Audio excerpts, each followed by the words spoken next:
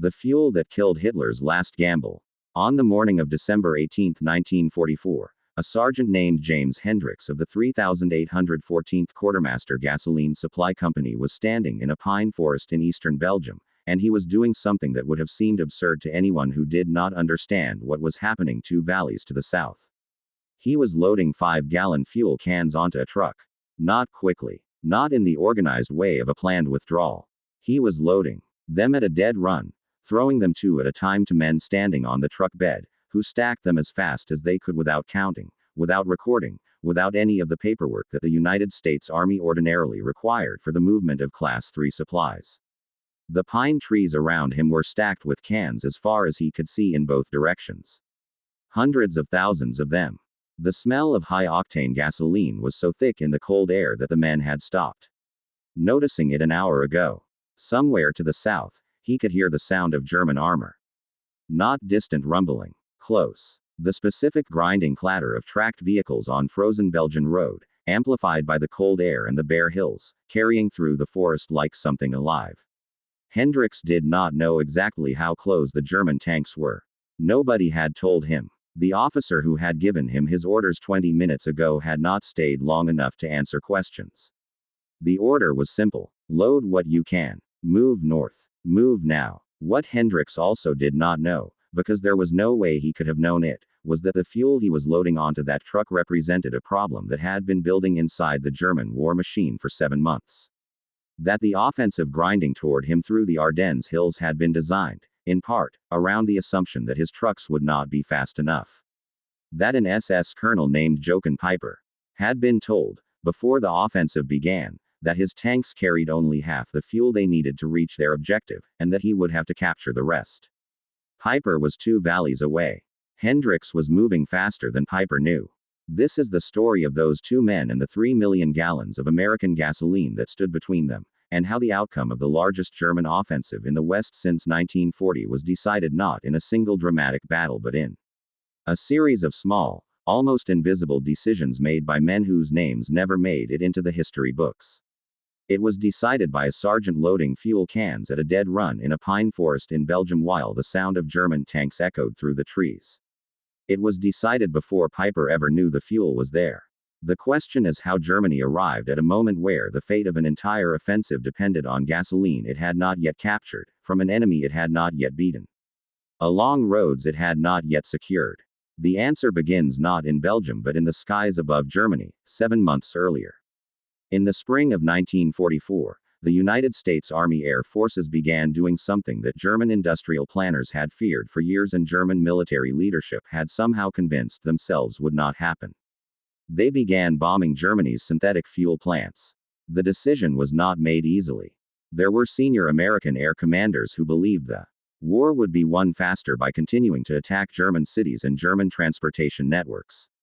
There were others who argued that without fuel, every German tank and every German aircraft and every German supply truck would eventually stop moving regardless of everything else. The second group won the argument in April of 1944, and the consequences were immediate and catastrophic for Germany.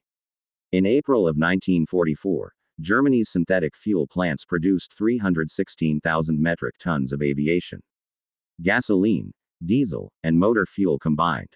By September of 1944, that figure had fallen to 17,000 metric tons. A decline of more than 90% in 5 months. Albert Speer, who ran German armaments production and understood numbers with the cold clarity of an engineer, sent Adolf Hitler a memorandum on the 30th of June, 1944. He wrote that the enemy had succeeded in increasing German aviation gasoline losses to 90% by late June. He wrote that if the bombing continued at its current rate, Germany would soon have no fuel production worth mentioning. Hitler read the memorandum. He acknowledged the problem. And then he said something that Speer recorded and that historians have returned to ever since. Hitler said his one hope was that the other side had an Air Force general staff as scattered in its thinking as his own. The Allies did not. By December of 1944, the Wehrmacht's end-of-year aviation gasoline reserve stood at 146,000 metric tons. 12 months earlier it had been 440,000. 2/3 of Germany's strategic fuel reserve had simply disappeared in a single year of bombing. The Army's motor fuel situation was similar. Not as catastrophic in percentage terms, but catastrophic in practical effect, because German forces in the field had been living for months on allocations that kept them barely functional, rationing every movement, every training exercise, every administrative journey. It was into this reality that Adolf Hitler introduced his plan for a decisive winter offensive in the West. The plan was called Wacht am Rhein. Watch on the Rhine. 3 German armies, anchored on 2 panzer armies, would attack through the thinly held Ardennes forest in Luxembourg and Belgium, cross the Meuse River, and drive 125 miles northwest to the port of Antwerp. Antwerp was the great Allied logistical hub through which millions of tons of American and British supplies were flowing every month. Seize Antwerp, Hitler argued, and the Allied armies north of the penetration would be cut off from their supplies. The Western Front would collapse. The Allies would be forced to negotiate. Germany would have time to deal with the Soviets. The plan had a fuel problem. The Supreme Command allocated approximately 4 million gallons of motor fuel from the strategic reserve for the entire offensive. This figure was confirmed after the war by the Chief of Operations, General Alfred Jodl, in his American interrogation. 4 million gallons for 3 armies, 2 of them armored, attacking through mountain terrain in winter, over roads that German logistics officers privately described as inadequate even before the first tank moved. The fuel was not where it needed to be. The senior armored logistics officer of OB West, General Stumpf, told American interrogators in 1945 exactly what had happened. The bulk of the fuel reserves were positioned along the Rhine River. Once the winter weather arrived and Allied fighter bombers continued to rule the daylight skies, moving that fuel forward became almost impossible. The trains that should have carried it were being bombed. The roads that should have moved it by truck were watched by Allied aircraft that attacked anything that moved in daylight. The fuel sat in rail yards 200 miles east of the front while the men who needed it were being told it was coming. It was not coming. On December 14, 1944, 2 days before the offensive was scheduled to begin, Jochen Peiper attended a divisional conference at Antwerp in the Eifel Hills. He was 29 years old. He commanded the lead armored battle group of the 1st SS Panzer Division Leibstandard SS Adolf Hitler, the personal bodyguard regiment of the Führer himself. His was the spearhead of the spearhead. If the offensive succeeded, it would succeed because his tanks got through first. At Tondorf, the regimental commander, Wilhelm Monk, delivered a piece of information that Peiper would carry with him for the next 9 days. 2 trainloads of gasoline urgently needed for the offensive had not arrived. Because of that, Monk said, all units were ordered to supply themselves with captured American gasoline. Peiper would repeat those words to his American interrogator, Major Kenneth Heckler, 8 months later in a prisoner of war compound at Freising in Bavaria. Heckler was a historian in uniform. He had come to take Peiper's complete account of the 9 days in the Ardennes, and he was meticulous in the way that good historians are, pressing for exact numbers and exact times and exact locations. The transcript of that interrogation, preserved in the National Archives under document ETH-11, is one of the most valuable primary sources of the entire Ardennes campaign. Heckler asked Peiper to describe his fuel situation at the start of the offensive. Peiper said that at the time of the initial assault, his battle group had only enough gasoline for approximately 50 miles of operation. He described this as approximately half the basic load, without reserve. The Meuse River at its nearest point was more than 90 miles away. Antwerp was 125 miles away. The fuel consumption of a King Tiger heavy tank, a 68-ton vehicle that was the heaviest combat tank deployed by any nation in the Second World War, ran to roughly 2 American gallons per mile on a good paved road in dry conditions. In the hills and muddy lanes of the Ardennes in December, with frozen ground alternating with thaw mud, with narrow roads that had not been built for vehicles of that weight, consumption was considerably higher. The arithmetic was not complicated. It was simply impossible. What made it not quite impossible, in the planning assumptions of the SS division, was the intelligence map. Peiper told Heckler that his division's intelligence officer possessed a situation map that showed the locations of American supply installations along the planned axis of advance. From that map, Peiper said, they believed they could capture gasoline at Bullingen and at Stavelot. This sentence, when Heckler wrote it into his official report in the autumn of 1945, struck him as significant enough to highlight separately. He understood what it meant. It meant that German planning for the Ardennes offensive was not merely hoping to capture American fuel as an opportunistic windfall. It was depending on it. The offensive had been designed with the assumption that American supply depots would be overrun early enough and in large enough quantity to sustain the advance beyond what German fuel reserves could support. The map was not a bonus. The map was the plan. The problem with the map was what it did not show.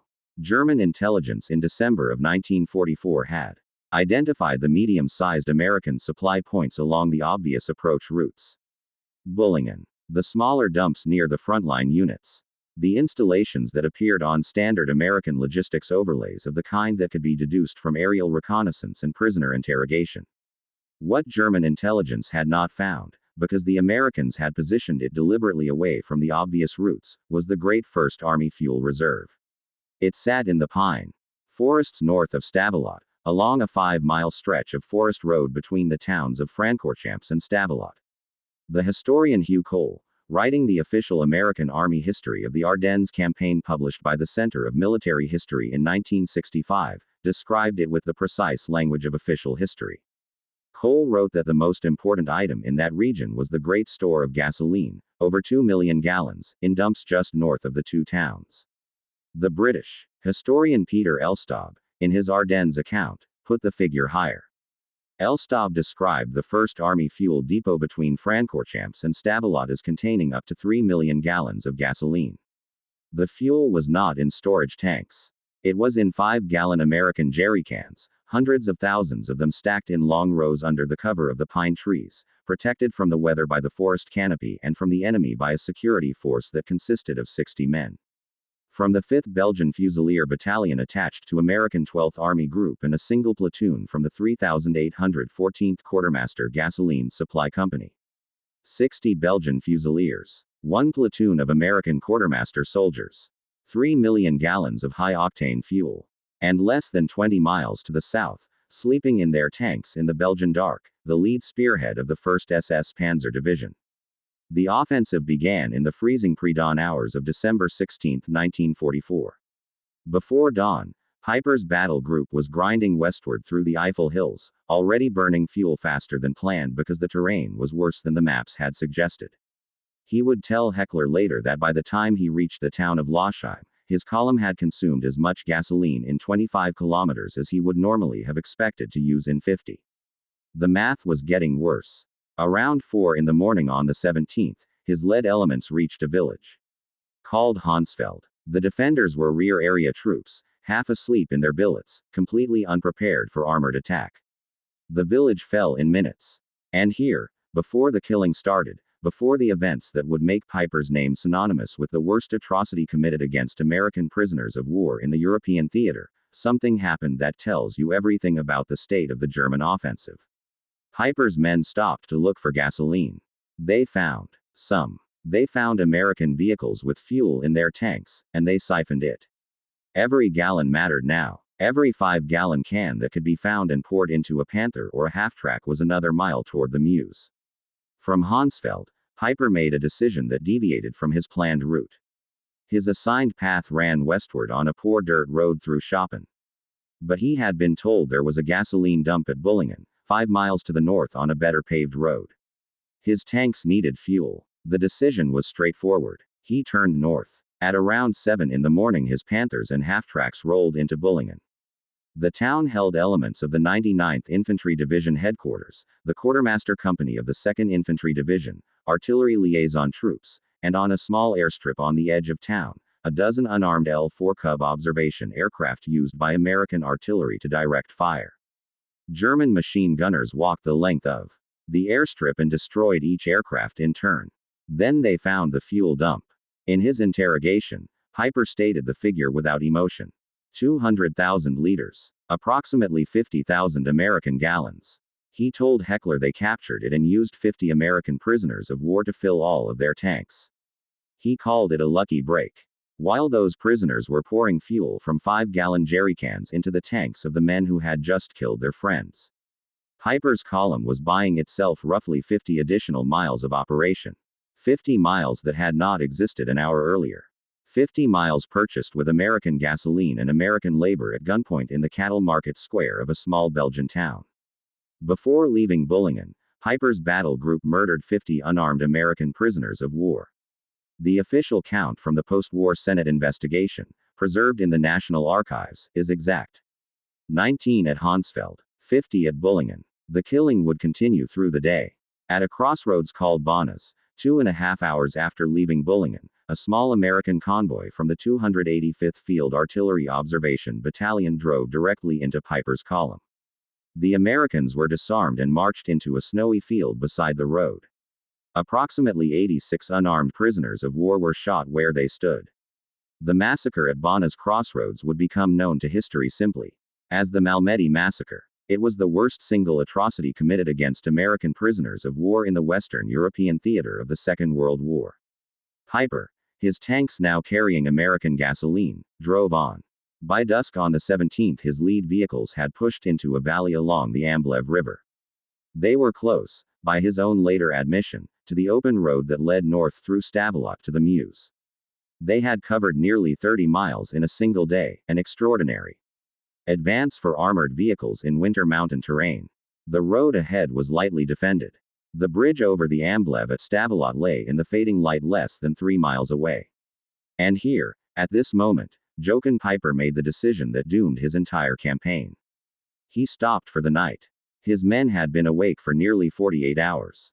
His vehicles needed maintenance. His tanks were running low again after the hard driving of the day. The decision to halt was reasonable by any conventional standard of armored operations. Commanders who drive their men through exhaustion without rest create accidents. Accidents create traffic jams. Traffic jams stop advances more surely than enemy resistance. It was a reasonable decision. It was catastrophic. Because 18 miles north of where Peiper parked his tanks in the dark, in the pine forests between Francorchamps and Stavelot, James Hendricks and his quartermaster company were still loading fuel cans onto trucks. And they had all night to work. The morning of December 18 opened with one of those small, almost invisible actions that occasionally decide the fate of large battles. Major Paul Solis of the 526th Armored Infantry Battalion had been rushed south the previous night to plug whatever gap he could find with whatever men he had.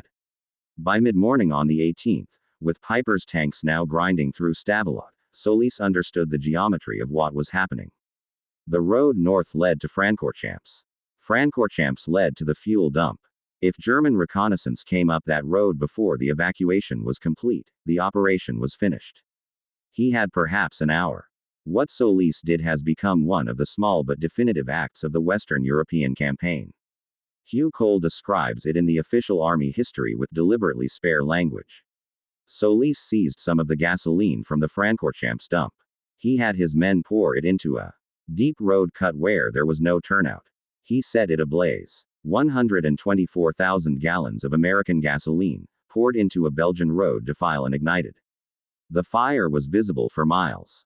The heat was intense enough that no armored vehicle on Earth could pass through it.